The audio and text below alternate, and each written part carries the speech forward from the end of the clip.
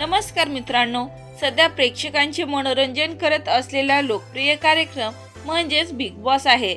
आता big boss बद्दल मोठी बातमी समोर आली आहे। बिग बॉस मध्ये काल 3 सदस्यांची वाईल्ड कार्ड एंट्री पाहायला मिळाली।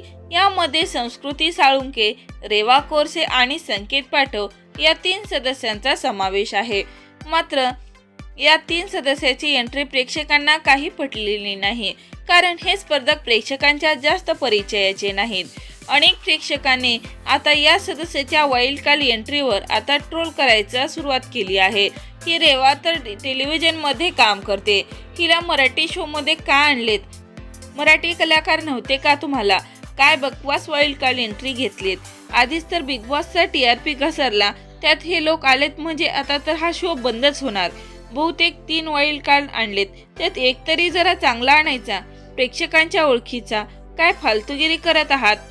बिग बॉसचे अगोदरचे जे स्पर्धक काढले तेच बरे होते, अशा कमेंट्स करत प्रेक्षक प्रचंड भडकले आहेत।